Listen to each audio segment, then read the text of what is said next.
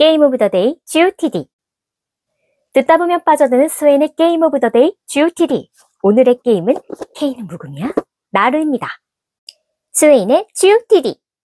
최근에 이 나르에 대한 후기가 여기저기서 많이 보입니다. 아마도 11번가 아마존 덕분에 구입하는 사람들이 많아졌기 때문이 아닐까 싶어요. 저는 이 게임을 슬픈 단장님하고 지방보드 게이머님 블로그에서 처음으로 봤는데요. 그때는 이 게임이 뭐 재밌다 하지만 해보지 않았으니까, 그리고 기본적으로 카드만 가지고 하는 게임이니까 얼마나 재미를 줄까 궁금은 했어요.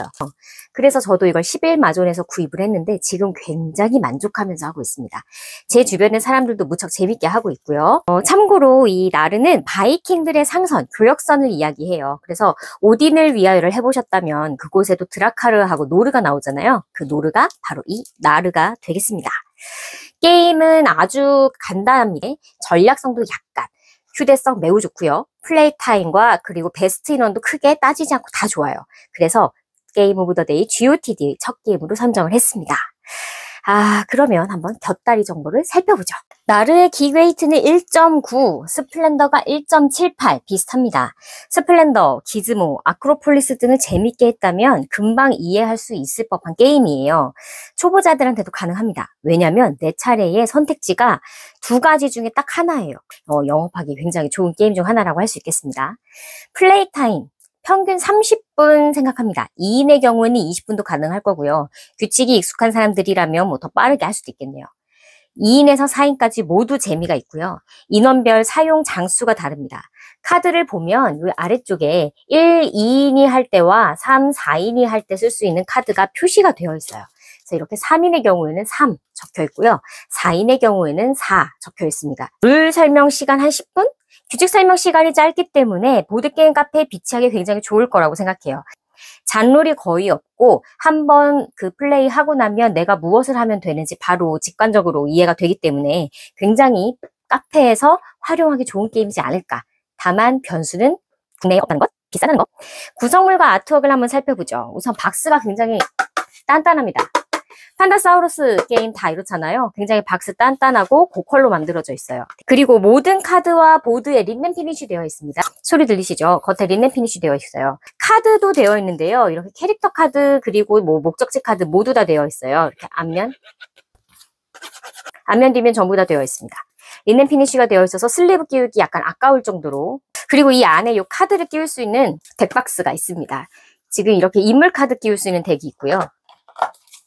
그리고 이 덱박스는 앞쪽에는 유물카드, 뒤쪽에는 목적지 카드를 끼울 수 있게 되어 있는데 이게 참 슬픈 게 슬리브를 안 끼우면 쏙 들어가는데 끼우면요 너무 빡빡해요. 그래서 결국 어떡한다? 안 씁니다. 자, 이 캐릭터 카드와 바이킹 카드의 슬리브 사이즈가 좀 애매하죠. 팝콘 게임즈에 이 슬리브가 딱 있더라고요. 61112 사이즈입니다. 이 사이즈 끼우면 위에 딱 한 1mm 정도 남고 아주 딱 맞게 사이즈가 되고요. 저는 보통 정리할 때 이렇게 위에 슬리브 커버를 같이 넣는 편입니다. 이 꿀팁은 우리 청정수, 수모님, 베로니카님께 배운 건데요. 이렇게 해놓으니까 나중에 슬리브가 뜯어지거나 하면 뜯어서 끼우면 되니까 진짜 좋더라고요. 추천드리는 방법입니다. 이제 메인보드가 있어요. 굉장히 작고 귀엽죠? 이 점수 표시고요. 여기에 있는 게 이게 평판 틀의 아이콘이에요. 이렇게 슈르르르르 해서 40점에 먼저 도착하는 사람이 생기면 해당 라운드까지 하고 끝나버립니다. 아래쪽에는 빨, 노, 초, 파, 보, 바이킹들을 놓는 그 위치가 표시가 되어 있어요. 자, 개인 배입니다. 개인 배는 이렇게 용머리, 뭐 해마머리, 홍학머리, 양머리, 이렇게 뱃머리로 구분한 플레이어 보드가 있고요. 이 플레이어 보드 양쪽에 여기에 쫄따구 토큰 놓는 자리가 있고 여기에는 팔찌 토큰 놓는 자리가 있어요. 이 위쪽에는 앞으로 목적지 카드를 스택을 할 거고요. 처음에 시작할 때 어떻게 갖고 시작하느냐가 이 밑에 간략하게 표시가 되어 있습니다. 굉장히 쓰임새가 좋고 작고 단단하고 마음에 듭니다. 하지만 비싸다. 가운데에 있는 이 목재 마커들은요. 플레이어들의 점수와 평판을 표시하는 마커입니다. 한쪽 면에 이렇게 뱃머리와 아까 똑같은 그림들이 그려져 있고요. 이렇게 실크 프린팅이 되어 있는 건 좋기는 한데 너무 조금해서 이 트랙을 쌓다 보면 얘가 막 쓰러져요. 그래서 요거가 불편한 누군가가 기계다가 그리고 내 거 개인판에서 올리자 이렇게 만들어 놓았거든요. 되게 좋은 아이디어죠. 그래서 이거는 필요하다면 뽑아서 사용하면 될 것 같습니다. 자, 그럼 구성물은 다 봤습니다. GOTD. 자, 게임 세팅이 끝났습니다. 지금 이렇게 메인보드 세팅했고요. 2인으로 준비를 했어요. 이 위쪽에는 목적지 카드를 A와 B 덱으로 나누어서 각각 3장씩, 시간이 좁아서 이렇게 겹쳐 놓았지만 실제 게임을 할 때는 옆으로 쭉 3개 펼쳐 놓으면 되세요. 이 아래에는 유물을 하나 펼쳐 놓는데 이거는 사실 숙련자 룰 혹은 뭐 변형 룰이에요. 그런데 이걸 하지 않는 것보다 하는 것이 게임이 조금 더 입체적으로 재밌어집니다. 유물 오픈하는 거를 추천을 드리고요. 실제로 이 카드 같은 경우는 2인 게임을 할 때 추천을 하는 유물입니다. 이 아래쪽에는 플레이어들이 나중에 데리고 올 바이킹들을 세팅을 할 건데요. 캐릭터 카드를 잘 섞은 다음 위에서부터 뽑아서 한 장씩 차례대로 내려놓습니다. 위에 있는 색깔 열과 아래에 있는 플레이어 바이킹 색깔이 달라도 괜찮습니다. 빛반사는 무시해주세요. 그리고 오른쪽에 내 개인 보드를 세팅을 했는데요. 이쪽에 쫄따구 토큰 3개, 오른쪽에는 팔찌 토큰 3개, 각각 3개 갖고 시작하고 내 배에 태우는 바이킹 2명을 데리고 시작을 합니다. 이 바이킹 2명은 서로 다른 색깔이어야 하기 때문에 만약 같은 색깔 2장이 왔다면 교체 한번 하셔야 돼요. 자, 그러면 이제 메인보드 중앙 보면 여기 이제 평판 트랙 있지요? 이쪽에 점수 마커 있지요? 이제 게임을 할 준비가 모두 끝났습니다. GOTD! 이제 게임 진행 방식을 한번 살펴보겠습니다. 자, 바이킹 테마 좋아하시는지 모르겠어요. 우리는 바이킹이 되어서 노략질 그만 무역을 좀 해보자고요. 이 날에는요, 기본적으로 스노우볼링 그리고 타블로 관리라고 볼 수 있겠는데요. 바이킹들을 많이 내리면서 점수를 땡길 건지 아니면 배 위에 목적지 카드, 즉 탐험을 많이 해서 목적지를 여러 군데 찍어서 거기에서 점수를 모을 건지를 결정을 하면 좋습니다. 자, 여기 평판 토큰 잠깐 살펴보겠습니다. 평판 토큰 가운데에는 악기가 하나 그려져 있는데요. 우리가 열심히 활동을 하면 음유 시인들이 그걸 보고 야, 칭찬하는 거예요. 그걸 노래를 불러주는 거죠. 평판이 올라간다. 그런 의미로 보시면 될 것 같아요. 내 차례가 되면 우선 평판을 체크합니다. 평판을 체크해서 내 평판이 위치한 곳 아래에 있는 점수를 받습니다. 지금 같은 경우에는 1과 2 사이에 있기 때문에 1점을 가겠네요. 전진 하다가 이렇게 있었다면 5점을 받겠죠. 평판을 체크한 뒤에는 2가지를 선택을 하면 됩니다. 선언을 내린다. 선언을 내 배에 태운다. 혹은 탐험을 한다. A나 B 지역으로 탐험을 한다. 자, 선언을 내린다. 이 플레이어들은요, 게임을 시작할 때 바이킹을 손에 3명을 데리고 시작을 합니다. 이 핸드에 있는 바이킹은요, 배에 타지 않고 내가 지금 관리하고 있는 바이킹 선원들이에요. 요 3명 중에서 원하는 선원 1명을 내립니다. 만약에 이미 내려져 있는 색깔의 선원이 있다. 그러면 그 줄에 맞춰 내리면 되고요. 만약에 그 줄에 없는 새로운 색깔의 선원이다 라고 하면 새로운 줄을 맞춰 내리면 됩니다.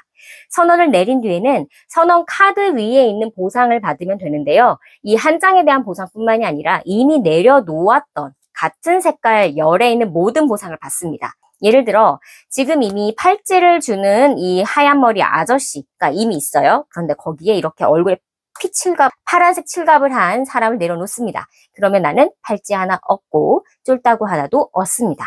아주 간단하죠? 자, 선언을 태웠으면 어떻게 해야 돼? 내 손에 핸드가 3이었는데 2이 됐잖아? 채워야죠. 내가 방금 내린 색깔 아래에 있는 카드를 가져옵니다. 그 색깔이 무엇이든 상관은 없어요. 헷갈리시면 안 됩니다. 만약에 내가 이번에 노란색 카드를 내렸습니다. 그렇다면 노란색 A에 있는 카드를 가져옵니다. 보라색이 되겠죠? 그래서 이 카드를 핸드에 들어요. 손으로 가져옵니다. 그래서 이렇게 다시 3장이 채워지죠. 자, 탐사 액션에 대해서 말씀을 드릴게요. 탐사 액션은 우리가 교역을 하고 바이킹들을 떨구고 오는 그 액션이라고 보면 되겠습니다. 탐사 액션을 할 때는 A와 B 중에 고르면 됩니다. A의 3장이 오픈되어 있고 B의 3장이 오픈이 되어 있을 거예요. 카드의 정보를 볼게요. 카드의 정보를 보면 왼쪽 위는 내가 이곳을 탐험 혹은 뭐 교역을 하기 위해서 필요로 하는 바이킹의 색깔과 수입니다. 오른쪽 위는 얻을 수 있는 보상이에요. 아래쪽에 있는 표시는 이게 참 이 게임의 묘미인데요. 교역을 실제로 했을 때 얻을 수 있는 것이라고 보면 되겠어요. 자, 그럼 얘는 보라색 바이킹 2명이 필요하겠네요. 내가 데리고 있는 바이킹을 봅니다. 보라색이 2명이 있다면 이 2명을 버리고 이 카드를 가지고 오면 됩니다. 만약에 내가 이 카드가 너무너무 가지고 오고 싶은데 이 1명밖에 없어. 그럼 어떻게 해야 되느냐? 쫄따구 토큰을 하나 내면 됩니다. 그러면 이 쫄따구가 보라색으로 변장을 해서 이 카드를 가지고 올 수 있게 됩니다. 아하, 가지고 왔다면 이 카드는요, 나의 배 위에 붙입니다. 이런 배 위에 붙였더니 뭔가 활성화가 되는 것 같은 느낌이죠. 하지만 이건 지금 당장 받지 않아요. 우선 우리는 이 위에 있는 보상부터 받을 겁니다. 보상이 있는 게 있고 없는 게 있어요. 그래서 카드들이 어떤 게 나한테 필요한지 잘 보고 가지고 와야 됩니다. 그리고 나서 빈 자리는 다음 카드로 채워지게 되죠. 자, 그러면 아까 보여준 도구 이거 어떻게 받아? 이게 제일 중요해서 가장 재밌는 부분. 바로 팔찌를 사용하는 액션입니다. 이건 프리액션이고요. 내 손에 있는 팔찌를 씀으로써 여기에는 자원들을 땡겨올 수가 있어요.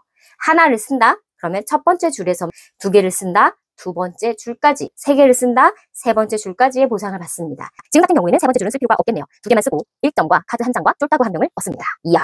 자, 탐험지 카드들을 보면요. 이렇게 점수를 많이 주는 애들이 있고요. 팔찌를 주는 것도 있어요. 어떤 카드는 점수가 빈약하지만 이렇게 각각 모든 줄에 점수를 주는 이 카드 같은 경우에는 팔찌 액션을 많이 할수록 점수를 지속해 스노우볼링이 일어난다. 우리는 계속해서 탐사를 할 것이고 이 위에 카드들이 계속 이렇게 스택이 될 거기 때문에 게임이 진행이 되면 진행이 될수록 누군가는 팔찌 액션을 하면서 점수를 한 번에 와랄랄랄랄라 끌어당길 수가 있습니다. 요 재미로 이 게임을 하는 거죠. 옴뇸뇸. 이 게임에서 가장 재미있는 부분, 어떤 액션을 하더라도 보상을 얻습니다. 바이킹을 내린다면 바이킹 위에 있는 보상을 얻고요. 또 목적지에 간다면 목적지 카드 위에 있는 보상을 얻어요. 그리고 중간중간 얻는 팔찌를 모았다가 3개를 한 번에 쓰면서 빅재미를 끌어내기도 하죠. 시작은 미약하게 첫 턴에 뭐 많이 가봤자 점수 2점, 3점 이렇게밖에 안 가는데요. 후반에 평판이 올라가고 또 목적지 카드들이 많이 쌓이게 되면 점수를 막 한 턴에 10점, 15점 이렇게도 이제 모아가기도 해요. 그리고 내가 다음 턴에 한 10점 뽑아내면서 끝내야지 하는 순간 누군가가 게임을 끝내버리죠. 제가 그렇게 당했습니다. 누구한테? 청정수 수모님한테. 스웨인의 GOTD. 오늘은 건실한 바이킹들의 체험 삶의 현장 나르를 살펴봤습니다. 짧은 플레이 타임에 보드게임 초보부터 전략력까지 만족스럽게 플레이할 수 있는 게임으로 너무너무 좋은 게임이에요.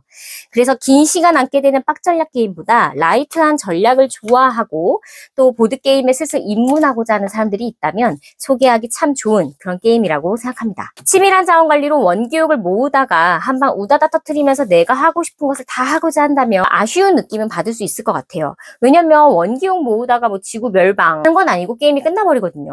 지금까지 말씀드린 건 무척 주관적인 의견들이 좀 섞여 있습니다. 실제로 보드게임은 누구와 어디서 어떤 얘기를 하면서 어느 정도의 레포를 가지고 하느냐에 따라서 경험이 굉장히 달라지는 그런 취미이기 때문이죠.